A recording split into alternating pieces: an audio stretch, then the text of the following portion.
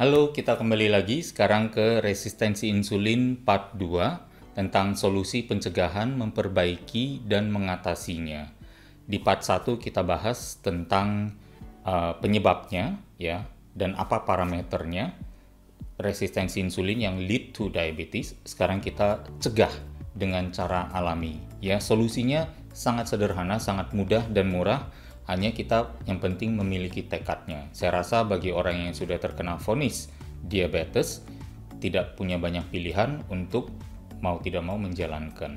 Ya, kita mulai dulu dari mengetahui tentang perbedaan antara gejala dengan akar masalah. Saat kita memiliki gejala pengetesan HbA1c yang di atas 6,5 atau sudah di prediabetes yang di atas 5,7 tadi, ya. Kita cari obat untuk turunkan, mengatasi gejalanya, tapi akarnya kita biarkan, pola hidupnya yang penyebabnya ya, makan karbohidrat kebanyakan, kita kemudian nggak melakukan aktivitas fisik untuk membakar energi karbohidrat yang sudah masuk, sehingga gula darah kita akhirnya tinggi. Nah, itu kita biarkan. Kita hanya concern HbA1c-nya bagaimana biar turun. Terus kita gunakan dengan misalnya medikasi. HbA1c-nya turun, tapi akar masalahnya penumpukan gulanya masih terjadi. Gitu. Kedepannya akan ada masalah baru nggak? Ya, kita semua sama-sama tahu untuk hal tersebut. Atau kita mau ke solusi tentang memperbaiki di akar masalah. Mencegah lebih baik daripada mengobati. Jalankan gaya hidup yang permanen, tidak timbulkan resistensi insulin. Gitu. Kita mengetahui proses terjadinya resistensi insulin. Yang perlu kita lakukan adalah mencegah hal itu terjadi. Tidak ada alasan. Tapi saya suka makanan ini, tapi saya suka. Mungkin sudah saatnya kita memperbaiki. Tidak lagi kita diperbudak oleh lidah, oleh keinginan lidah. Lidah maunya apa? Diikutin. Sehingga lidah menjadi majikan dalam penentuan kesehatan kita. Jangan sampai seperti itu. Ya, jadi kita ke akar masalah sekarang. Dan kita tanggulangi dari sana. Yang mencegah, memperbaiki dan mengatasi resistensi insulin bermula pertama pasti dari pola makan. Ya, pola makan seperti apa? Ini dia, ada studi di tahun 2021, bahkan dipublikasikan di tahun 2021, ya, bahwa intermittent fasting, puasa berkala, ya, menurunkan berat badan, gula darah puasa dan insulin puasa, serta menurunkan resistensi insulin. Bahkan dalam berbagai kasus dalam penelitian itu, pasien menyatakan, dokternya sendiri menyatakan atau perawatnya sendiri menyatakan bahwa pasien sudah bisa berhenti terhadap keperluan medikasi. Nah, luar biasa bukan? Gitu. Jadi kita sekarang sudah memiliki satu tool, yaitu dengan berpuasa saja ternyata diabetes atau ancaman diabetes melalui resistensi insulin yang juga berhubungan dengan penumpukan lemak dan penggemukan dan obesitas ternyata sudah bisa kita jauhkan. Kita tambah lagi dengan apa? Dengan pola makan yang namanya rendah karbohidrat dan tinggi lemak. Di sini ada studi yang dipresentasikan di tahun 2020 ya, yang menunjukkan bahwa dengan asupan pola makan yang rendah karbohidrat dan tinggi lemak, lemaknya tentu tinggi bukan disengaja dengan menggoreng, tetapi dengan melibatkan protein yang tinggi, di mana sumber protein adalah sumber alami dari lemak, ya, sehingga ikut juga naik atau tinggi. Selama 3 bulan saja menghasilkan penurunan rata-rata HbA1c itu 1,29% atau 1,3 poin. Jadi kalau misalnya tadi di poin 5,7 itu adalah sampai 5,7 adalah normal, ceritanya seseorang sudah masuk prediabetes dengan angka 6,5. Kemudian dia menjalankan pola makan rendah karbohidrat dan tinggi lemak, 6,5-nya bisa turun 1,3%. Menjadi berapa? Berarti 6,5 dikurang 1,3 menjadi 5,2. Yang membawanya kepada apa? HbA1c normal yang jauh dari diabetes, yaitu penambahan dengan atau pergeseran dari pola makan tinggi karbohidrat, tinggi lemak, rendah protein, menjadi rendah karbohidrat, tinggi lemak, tinggi protein. Gitu. Bayangkan kalau kita gabung keduanya, pola makan seperti ini, ya, yang rendah karbohidrat, tinggi lemak, dengan intermittent fasting tadi. Wah, semakin jauh lagi kita dari diabetes, ya kan? Dan ada kabar baiknya lagi, ditambah satu lagi, pola makan kita juga sebaiknya tinggi serat. Dengan tinggi serat, yaitu biasa bagi wanita adalah di atas 25 gram per hari, bagi pria di atas 38 gram per hari, maka risiko terkena diabetes tipe 2, yaitu resistensi insulin itu, perpanjangan dari resistensi insulin, bisa turun risikonya sampai 20-30%. Now you have a powerful tool memperbaiki pola makan. Perbanyak serat, perbanyak protein, yang berarti perbanyak lemak alami yang ada dalam protein itu, dan turunkan karbo. Dan gabungkan semua itu dalam intermittent fasting. Wah, saya yakin perbaikan gula darahnya atau perbaikan hasil HbA1c-nya tanpa obat, tanpa medikasi. Next. Kalau misalnya Fitness Mania ingin mengetahui lebih banyak juga tentang pilihan makanan dan lain sebagainya, ada video lain ya tentunya yang lebih spesifik lagi untuk membantu mendapatkan pengetahuan lebih untuk bagaimana merancang pola makan yang lebih baik. Ada video The New Food Pyramid, ya, kemudian ada 4 langkah diet yang pasti berhasil, dan juga autofagi, mekanisme luar biasa tubuh manusia, hasil dari intermittent fasting. Semua video-videonya ada di channel saya, jadi bisa silakan sambil merambah ke video-video lain untuk menambah informasi. Tetapi yang lebih penting lagi, setelah mendapat informasinya, harus bisa kita terapkan. Yang kedua adalah tentu di olahraga. Olahraga seperti apa sih untuk penderita diabetes? Nah, ini juga adalah pertanyaan yang paling sering diajukan oleh banyak orang. Di sini saya akan mengutip juga dari salah satu penelitian di tahun 2013 yang menyatakan bahwa latihan beban menurunkan risiko diabetes tipe 2 sebesar 34-60%. Bahkan lebih daripada diet tadi ya. Kalau diet dengan menambahkan serat lebih tinggi, menurunkan risikonya 30%. Kita lakukan latihan beban, menurunkan risikonya lagi 60%. Udah penurunan 80% itu. Sudah hampir 100% jauh dari diabetes. Luar biasa bukan? Gitu loh. Jadi ini adalah powerful tool yang tersedia bagi kita hanya kalau kita mau berolahraga saja. Apalagi melakukan latihan beban. Latihan beban tidak harus beli dumbbell, beli alat atau segala macam. Di rumah pun bisa. Ya enggak? Orang mau lari aja kalau misalnya outdoor harus tergantung pada cuaca. Nanti hujan, nanti kepanasan gak jadi lari. Ini mau melakukan latihan beban di rumah pun bisa. Jadi mau hujan, mau terik, panas, mau nggak punya sepatu olahraga, nggak punya baju olahraga, hanya bermodal singlet dan celana tidur, pun bisa berolahraga di rumah, latihan beban. Dan langsung kita menurunkan risiko diabetes kita bisa sampai 60%. Ya. Berarti ini adalah satu powerful tool lagi yang tersedia untuk kita. Dan ini adalah buktinya. Ada studi juga di tahun ini 2005. Ya, membuktikan bahwa berolahraga latihan beban seminggu 2 kali saja secara progresif, pelan-pelan tantangannya meningkat, ternyata menurunkan glukosa darah, menurunkan gula darah, menurunkan jumlah insulin yang diproduksi tubuh. Gitu, itu luar biasa sekali. Pada penderita diabetes pula, gitu. Nah, ini adalah perpanjangan dari studinya yang sebenarnya meng-highlight beberapa manfaat. Yang pertama adalah peningkatan kekuatan lengan dan kaki sampai 17 dan 18%. Kemudian lemak di bawah kulit, di bagian perut, ya, dan juga lemak organ di sekitar perut bisa turun 10% sampai 11%. Dan latihan beban juga meningkatkan sensitivitas insulin sampai 46,3%. Dan menurunkan fasting blood glucose, menurunkan gula darah puasa, ya, yang cukup signifikan dari 146 sampai 135. Ya, berarti ada penurunan 11 poin di sana. Serta mencapai semuanya itu dengan makan 15% lebih banyak.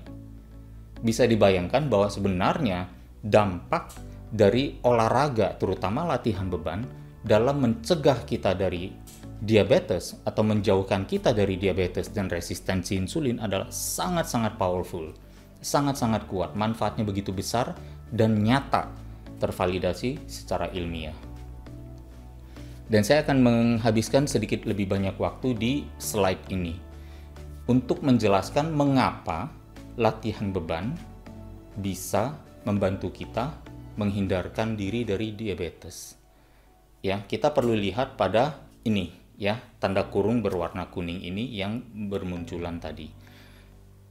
Latihan beban durasinya dalam satu set kita lakukan misalnya 10 kali, ya, sekali naik 1 detik, kita tahan 1 detik, turun 2-3 detik. Itu aja udah lebih kurang sekali gerak 4-5 detik. Ya, 4-5 detik kalau kita lakukan 10 kali, itu kan adalah lebih kurang 40 detik, 50 detik. Nah, sekali gerak selama 50 detik dengan beban, entah itu beban tubuh sendiri, entah itu dengan mesin atau dengan dumbbell atau free weights, ya, membakar sistem pembakaran menggunakan sistem pembakaran yang berwarna merah yaitu ATP atau PC system dan yang berwarna biru yang namanya laktat system akan dominan menggunakan dua sistem energi tersebut. Sewaktu kita beristirahat antar set, kan setelah satu set 10 kali kita angkat, kita beristirahat kan. Nah, waktu beristirahat yang merah naik lagi yang namanya terdaur ulang, terrecycle dengan donor yang diberikan oleh otot. Sementara yang biru, yang namanya laktat system, itu adalah menggunakan cadangan gula dalam otot. Cadangan gula dalam otot, selama waktu berolahraga kita tidak minum atau mengkonsumsi gula, maka level yang berwarna biru ini ya akan turun terus set demi set karena terpakai terus. 10 detik pertama menggunakan ATP atau PC system. Kemudian karena tadi kita masih bergerak 40-50 detik, baru 10 detiknya masih ada sisa 40 detik lagi, kita gunakan yang berwarna biru. Jadi selama 10 detik menggunakan PC system yang menggunakan fosfat, 40-30 detik menggunakan gula sebagai sumber energi. Ceritanya hanya seperti itu.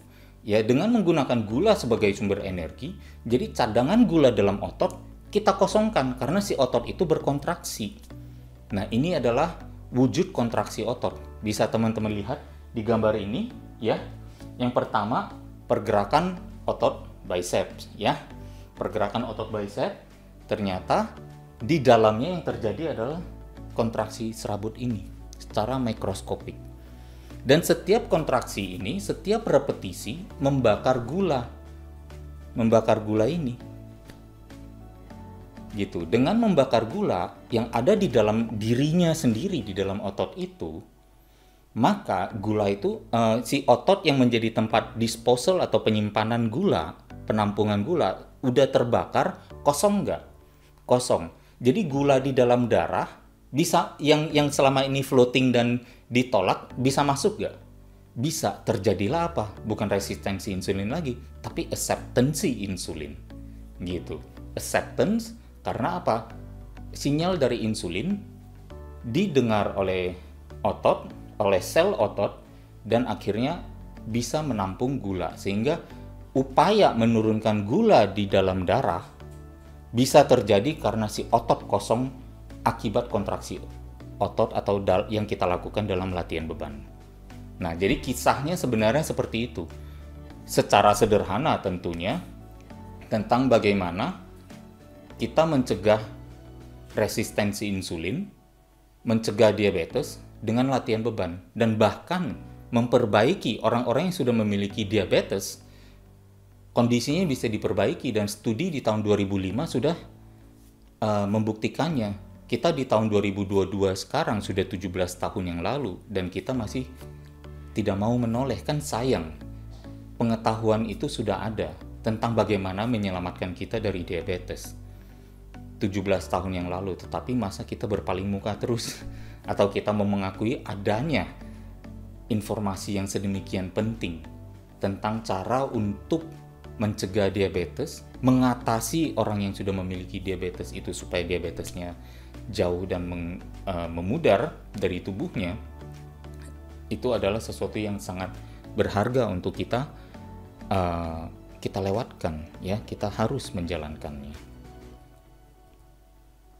Dan untuk mengetahui lebih banyak informasi tentang berolahraga, bagaimana membuat programnya, atau misalnya bagaimana supaya saya di saat berolahraga menggunakan setiap repetisi saya, kontraksi otot saya semakin kuat, sehingga pembakaran gula saat olahraga itu terjadi lebih baik lagi, otot saya lebih kosong lagi dari gula, sehingga bisa menerima gula dalam darah. Bayangkan, kita sudah mengontrol gula yang masuk dalam tubuh dengan membatasi karbohidrat, ya. Kemudian gudang penyimpanan gula yang selama ini yang karena penuh sehingga menolak masuknya gula baru, kita kosongkan, gula yang tadi kita konsumsi lebih rendah ini bisa masuk. Dan akhirnya apa? Solusi diabetes ada di sini, ya. Jadi ini adalah satu pesan yang saya rasa sangat powerful. Semoga penjelasannya bisa cukup jelas dan bisa dimengerti dengan baik, sehingga menggugah teman-teman fitness mania, mungkin orang tuanya atau saudaranya, handai taulan, kerabat yang memiliki diabetes, untuk take action, untuk mengatur pola makan, berolahraga dengan memilih lebih banyak latihan pengencangan otot, untuk mencegahkan diri dari, atau bahkan memperbaiki, bahkan tanda kutipnya, menjalankan self-therapy untuk menyembuhkan diri dari diabetes dan resistensi insulin. Dan kita ingat dampaknya, kalau misalnya kita meneruskan kebiasaan resistensi insulin ini terjadi terus, ya, konsekuensinya bisa kemana-mana, ya. Komplikasi yang begitu mengerikan bisa kita hindari dengan mengambil action hari ini. Ya, dan yang terakhir tentu adalah dengan cara beristirahat. Bagaimana caranya? Kok kita istirahat aja bisa jauh dari diabetes? Nah, ini dia, ya. Ditemukan dalam studi di tahun 2010, ya, kurang tidur semalam saja bisa menimbulkan resistensi insulin dalam berbagai jalur metabolik pada orang sehat. Gitu. Jadi solusinya apa? Cukup tidur, ya, jangan kurang tidur. Dan ada lagi, ya, gangguan tidur, sleep apnea, ya, termasuk terhambatnya saluran nafas sehingga membuat kita mendengkur keras atau sampai kita choking dalam tidur, ya, bisa terjadi. Itu tentunya menurunkan kualitas dan kuantitas tidur, sehingga berperan besar menimbulkan resistensi insulin. Ini ada studi di tahun 2013 yang mengkonfirmasi hal ini. Nah, ini yang justru dikhawatirkan. Kenapa? Karena resistensi insulin menimbulkan obesitas dan berdampak pada penumpukan lemak. Gara-gara menumpuk lemak, kita jadi mengalami gangguan tidur. Gara-gara gangguan tidur, kita mengalami resistensi insulin lagi, menjadi masalah yang berspiral terus, dan putaran ini akan terus terjadi kalau kita tidak mengambil action untuk menghentikannya, gitu. Jadi it doesn't take a genius untuk mengatakan atau menyimpulkan kita memperbaiki kondisi resistensi insulin, menjauhkan dari resistensi insulin hanya dengan cukup tidur. Perbaiki kuantitas dan perbaiki kualitas. Di dalam channel YouTube saya juga ada videonya tentang bagaimana kita memiliki istirahat yang optimal, ya. Terima kasih telah menyimak sampai sejauh ini. Semoga bermanfaat adanya. Again, ya, pengetahuan adalah potential action. Pengetahuan adalah potential power. Ya, the true power adalah di mengamalkan pengetahuan, applied knowledge. Ya, selamat menjalankan, selamat menerapkan, semoga bermanfaat adanya. Kita bertemu lagi di video lain. Di Binaraganet, kami selalu percaya bahwa setiap orang pasti bisa memiliki tubuh yang ideal dan sehat. Dengan subscribe, like, dan share video ini, Anda turut membantu membangun Indonesia sehat dan kuat. Salam Jelas Fitness, saya JP.